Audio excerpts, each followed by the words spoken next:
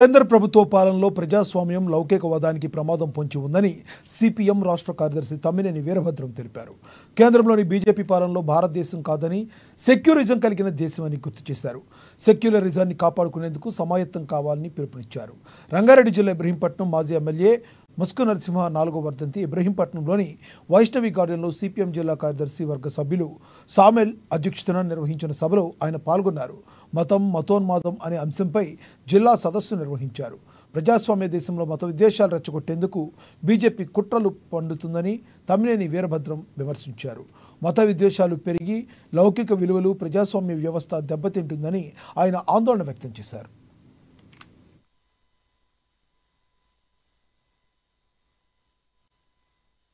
హిందువుల మధ్య ముస్లింల మధ్య తగాదాలు పెరిగితేనే, ఘర్షణ పెరిగితేనే వాళ్ళకి రాజకీయంగా ఉపయోగం.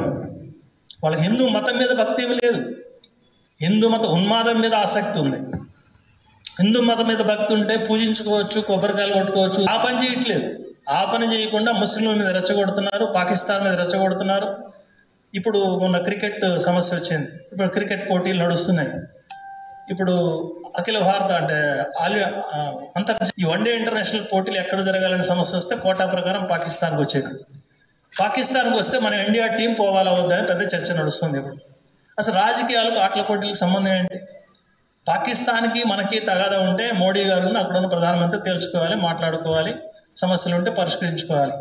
ఆట ఆడే వాళ్ళకు, క్రికెట్ ఆడే వాళ్ళకు రాజకీయ ద్వేషం పెంచి, మత ద్వేషం పెంచి ఈ రకమైనటువంటి చర్చ చేయడం వల్ల మనలో కూడా ద్వేషం పెరుగుతోంది. మనుషుల్లోగా ద్వేషం వస్తోంది.